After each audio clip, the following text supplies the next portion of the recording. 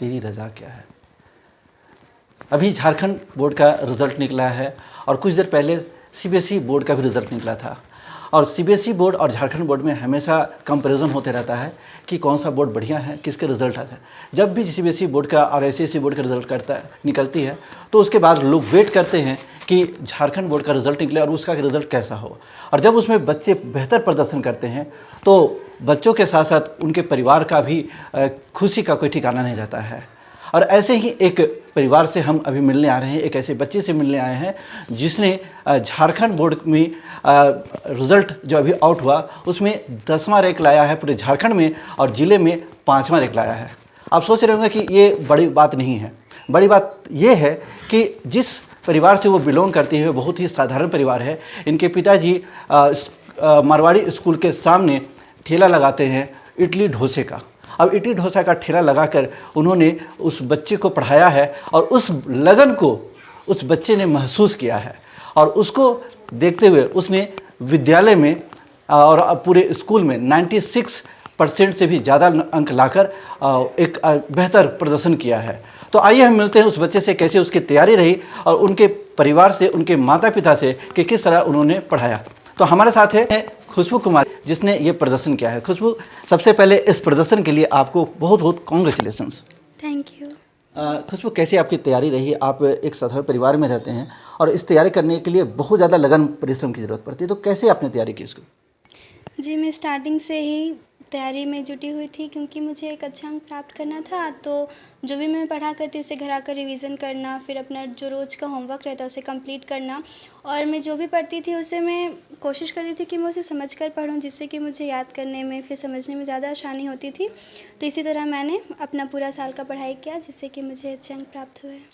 झारखंड में 10वें रैंक पे कितने लोग इस तैयारी में लगे हुए होंगे, उसमें 10वां रैंक आपका लाना और पूरे राज्य में 5वां। तो ऐसे इस तरह का रैंक लाने पर आपको कैसा लग रहा है? जी, मैं बहुत खुश हूँ। मतलब मेहनत के साथ साथ आपके शिक्षकों का भी बहुत बड़ा योगदान रहा होगा। कैसे शिक्षक आपको पढ़ाते थे और किस तरह की बातें वो बताते थे जो आपको ज़्यादा टच करती थी? जी, ऐसी बहुत सारी बातें हैं, इसलिए उनका बहुत बड़ा ये योगदान है। जैसा कि मालूम हुआ हमको कि आप 4 क्लास से उस कन्या पाठशाला में पढ़ रही हैं, तो जब 4th क्लास में थी और जैसे जैसे जैसे आपके क्लासेस बढ़ते गए, आपका पढ़ाई टफ होता गया, ऐसे में कैसे आपने एक्सेप्ट किया कि हमें झारखंड में एक ऐसा नाम करना है, अच्छा रिजल्ट करना है, तो इसके लिए आपने कैसे तैयारी किया? मैंने मतलब शुरू से ही मैंने सेल्फ स्टडी को काफ़ी अच्छा माना है और मैं उसी के हिसाब से हमेशा पढ़ती थी। मतलब सेल्फ स्टडी से क्या हम लोग जो भी हम लोग पढ़ते हैं उससे हमें अच्छे से समझने में अच्छा होता है और हम लोग अब जो भी क्वेश्चंस आते हैं उसे हम लोग अपने हिसाब से प्रेजेंट कर सकते हैं। और जैसे कि मेरे जैसे कि अगर आपका कहना है कि मैंने कैसे तैयारी की, कैसे स्टार्टिंग से, तो वहाँ पे भी जो मेरे शिक्षक थे वो काफ़ी अच्छे थे। स्टार्टिंग से ही काफ़ी उन्होंने भी मेरा सपोर्ट किया, मैंने उन लोगों से भी काफ़ी कुछ सीखा जिसकी वजह से आज मैं ऐसा अच्छा अंक प्राप्त किया मैंने। तो रिजल्ट के बाद क्या सोचा आपने, आगे क्या करना है? साइंस, कॉमर्स, आर्ट्स लेना है या कुछ और तैयारी कर रहे हैं? जी, मैं साइंस लेकर पढ़ना चाहती हूँ और फिर आगे चलकर आईएएस ऑफिसर बनना चाहती हूँ। आईएएस ऑफिसर बनना एक जैसे आपने सपना देखा भी, हाल फिलहाल में यूपीएससी का भी रिजल्ट आया है और तोरपा से एक अच्छे रैंक लाए हैं, पूरा झारखंड में नाम रोशन किया है और पूरे देश में बिहार से 2 बच्चियों ने भी किया है, टॉप 10 में रैंक लाया है। तो क्या लगता है कि उस तरह प्रदर्शन करने के लिए आप उस लायक हैं? जी, अगर चाह है तो फिर राह मिल ही जाता है। तो मैं जैसा मेरा सपना है तो मैं उसे पूरा करने की पूरी कोशिश करूँगी। मैं अपनी तरफ से पूरी कोशिश करूँगी, फिर अच्छा ही होगा। आपके घर में कौन कौन है, कौन कौन आपके घर में है, भाई बहन? जी, मेरे घर में मेरे माता पिता और 2 बड़े भैया हैं और यही हमारा मतलब बस यही 5 परिवार का हमारा घर है। माँ, पिताजी और भाई बहन। जी। तो भाई क्या करते हैं? भैया लोग सबको भी पढ़ाई कर रहे हैं अच्छा अच्छा। और मम्मी पापा का बिजनेस है साउथ इंडियन का, जो मारवाड़ी स्कूल के गेट के सामने ठेले पे लगता है। और अच्छा, एक सवाल है कि आपके पिताजी वहाँ पे ठेला लगाते थे, अब आपका स्कूल भी आसपास में ही है वहाँ पर, तो जब आप स्कूल से निकलते थे और वहाँ पे देखते थे, जाते थे, तो कैसा लगता था? बहुत बच्चे भी बोलते होंगे, तो कैसा फील होता था उस समय आपको? जी, मैं अक्सर जाया करती थी अपने पापा के पास, हमेशा ही। अच्छा। मतलब रोज़ ही जाते थे हम, पापा से मिलते थे, कुछ पापा खिलाते थे, कुछ पैसे देते थे, फिर हम अच्छे से घर आ जाते थे। ऐसा कुछ नहीं, मैं काफ़ी खुश थी इससे भी। अच्छा अच्छा। नहीं, क्या दोस्त क्या कहते थे उसको लेकर, जबकि आपके पिताजी ठेला लगाते हैं, बहुत लोग कई कई तरह का कमेंट करते हैं, तो आपको कुछ कहते थे ऐसा कुछ? नहीं, मुझे लोगों की बातों से ज़्यादा फ़र्क नहीं पड़ता। अच्छा। नहीं, मैं खुश थी इससे, मैं अक्सर जाया करती थी पापा के पास। अच्छा अच्छा। तो अभी आपने बोला कि मैं आईएएस की तैयारी करूँगी, यूपीएससी जेपीएससी जो भी मिलेगा उसकी तैयारी करूँगी, तो इसके लिए तो और टफ स्टडी है, जी, बहुत ज़्यादा मेहनत की ज़रूरत पड़े है। जी। तो इसमें अब आगे किस तरह से अपना एफर्ट लगाएंगे, किस तरह से तैयारी करेंगे आप? जैसा मतलब जो मैंने अभी तक सीखा है, जो मेरी गलतियाँ हुई हैं, मैं उसे सुधार करके आगे और ज़्यादा कड़ी मेहनत करने की कोशिश करूँगी, जिससे कि मेरा आगे प्रदर्शन अच्छा हो। फिर मैं आपसे एक सवाल फिर से पूछूंगा कि आपकी इस सफलता में किनका किनका सहयोग रहा है, चाहे वो शिक्षक हों या फिर और भी लोग हों, उनके बारे में बताइए। जी, मेरी सफलता में मेरा सहयोगी, मेरे शिक्षक जो मेरे ट्यूशन में पढ़ाया करते थे, काफ़ी कुछ मैंने उन्हीं से सीखा है, एक्चुअली सब कुछ उन्हीं से सीखा है। काफ़ी मेरी मदद की उन्होंने, बहुत कुछ सिखाना, फिर मेरे मम्मी-पापा काफ़ी मेरा साथ दिए हर छोटी से छोटी चीज़ में। मैं जो भी मैं पढ़ा करती हूँ, वो मेरी मम्मी को आकर बताया करती थी। जो भी छोटा-मोटा मेरी मम्मी ने मुझे बहुत समझाया है, हर छोटी सी चीज़ के लिए। तो मेरी मम्मी का भी, मेरे परिवार में भी सब कोई बहुत मेरा साथ दिए है, तो मेरी सफलता का श्रेय सबको है। कितने घंटे की आप पढ़ाई करते थे जब आप पढ़ने बैठते थे, कितना समय आप घर पे देते थे सेल्फ स्टडी के लिए?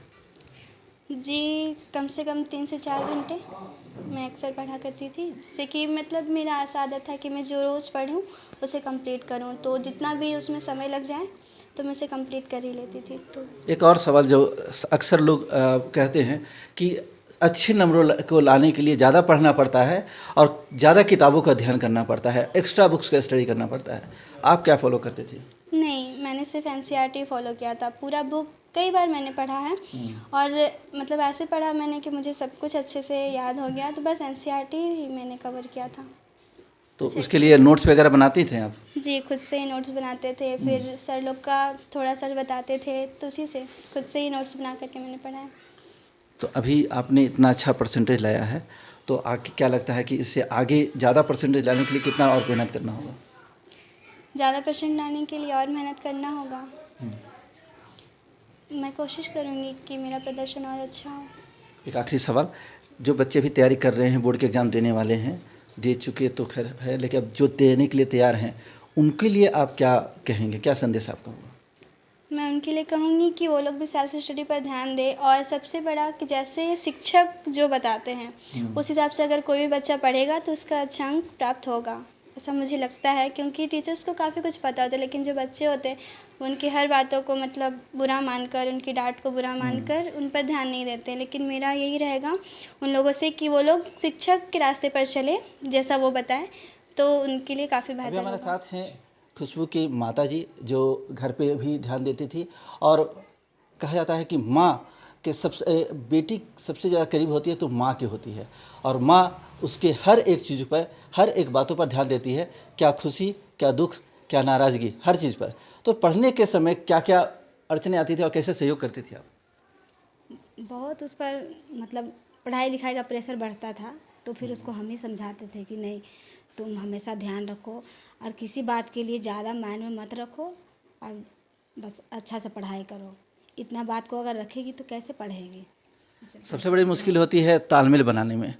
आपके पति ड्यूटी जाते थे, ठेला लेके जाना होता था, और इस दरमियान इसको भी स्कूल जाना होता, पढ़ाई करना होता था, ट्यूशन्स की बातें होती थी, तो कैसे आप इसको मैनेज करते थे घर पे? बस कर लेते थे, आदत है, छोटे छोटे से ही सबसे शुरू से ही हम इस लोग का ध्यान दिए हैं। पापा इसका हमेशा बिजनेस में रहते थे, घर पर बच्चे लोग पर उतना ध्यान नहीं दे पाते थे, तो हमको हमेशा से ध्यान रखना पड़ता था। इस वजह से आदत था, तो हम सब मैनेज कर लेते थे। तो घर में बदमाशी करती होगी? हाँ, बच्चे लोग तो बहुत बदमाश, बच्चा लोग तो बदमाश होता ही है। बहुत, 3-3 को हम छोटे से संभाले हैं तो पता है, बहुत बदमाश है, फिर भी हम संभाल लेते थे, समझाते थे। अच्छा। रूठ जाती थी, गुस्सा करती थी, कुछ जिद करती थी, तो क्या करते हैं? नहीं, मेरे बच्चे लोग तीनों में कोई जिद नहीं करता था, किसी बात के लिए नहीं कि ये चाहिए हमको तो चाहिए। बस एक बार भी समझा दिए कि बेटा अभी नहीं हो सकता है, बाद में ले लेना, तो ठीक है मम्मी बाद में ले लेंगे। कोई भी तीनों में से किसी ने भी ऐसा कभी मतलब जिद या किसी चीज़ के लिए प्रेशर कभी नहीं, हमेशा से मम्मी पापा का बात माने हैं। यानी कि आपकी बात को पूरा फॉलो करती रही है। तो जब वो मैट्रिक की तैयारी कर रही थी उसमें सबसे ज़्यादा प्रेशर होता है। कभी कभी ऐसा भी होता है कि बच्चे उस तैयारी के दरमियान अगर थोड़ा सी कमजोरी रहती है रोने लग जाते हैं, नर्वस हो जाते हैं। क्या ऐसा कभी कंडीशन है, आपसे शेयर की कुछ ऐसी बात? हाँ, ऐसा आया है। वो एक दिन एग्ज़ाम में आई, कुछ हल्का सा मतलब कुछ हो गया मिस्टेक, तो बस उसको रोने लगी। स्कूल से ही रोते रोते आई, फिर घर में भी आके रोई। तो उसको हमेशा ऐसा बोलती तो पहले हमको आके बोलती, और उसका चेहरा देख के हम पकड़ लेते कि क्या हुआ है, तुम काहे ऐसा तेरा फेस है, टेंशन में है। तुरंत उसको समझाते, फिर उसको खाना वाना खिलाते, समझाते, फिर वो भूल जाती। बस समझाते थे, समझ जाती थी। लेकिन हाँ, ऐसा वक्त आता है कि कभी कभी बच्चे लोग को निराशापन लगता है, जी, तो वो माता को ही समझाना पड़ता है। बच्चे किससे बोलेंगे? बिल्कुल सही है। माँ पिता होते हैं, उनको पापा हर हमेशा बाहर रहते हैं, तो हाँ। कोई बात तो माँ से ही ना बोलेगी। बिल्कुल बिल्कुल बिल्कुल। यही बात है। अच्छा, एक आखिरी सवाल पूछेंगे आपसे कि जब इसकी तैयारी, जब एग्ज़ाम के बोर्ड की तैयारी में लगी हुई थी, तो आप किस तरह से सपोर्ट कर रही थी? क्या कुछ आप अपनी तरफ से सहयोग करी थी? और साथ साथ में ये भी बताइए कि जो बच्चे तैयारी कर रहे हैं उनकी माताओं के लिए आप क्या कहेंगे, कैसे वो कोऑपरेट करें बच्चों को? बस एग्ज़ाम के टाइम में बस इसका पूरा ख्याल हम रख रहे थे कि नहीं, तुम अपना खाने पीने में ध्यान रखो, सारा काम धाम ऐसे बहुत करती है मेरा हेल्प। लेकिन उस टाइम हम बोले तुम सब कुछ भूल जाओ, तुम अपना पढ़ाई पर ध्यान रखो, कर का काम होते रहेगा और हम कर लेंगे, लेकिन तुम पढ़ाई में ध्यान रखो। इसका खाना पीना सब इसका टेबल में पलंग में ला कर के देते थे, और इसको अच्छे से बोलते कि तुम अपना हाँ, शिक्षक दिए हैं उनका मास्टर। मतलब हमेशा वो फ़ोन कर करके हाँ, आपको फ़ोन कर बोलते थे कि नहीं आपका बच्ची बढ़िया है पढ़ने में। तो हम बोले देखिए तो आप लोग कंप्लेन जानिए। भी तो करते होंगे, ऐसा तो नहीं, कंप्लेन तो कभी नहीं किए हैं। अच्छा, यही कंप्लेन करते थे कि हाँ आपका बच्ची स्कूल या कोचिंग में नागा नहीं करते हैं। अगर कहीं चल जाते हैं तो बोलते कि हाँ कोई शादी ब्याह हो या कहीं पार्टी फंक्शन में जाना हो तो बिना आदेश के नहीं जाता था। ये अपना कोचिंग का हो या स्कूल का हो, बहुत बढ़िया से अपना निभाया।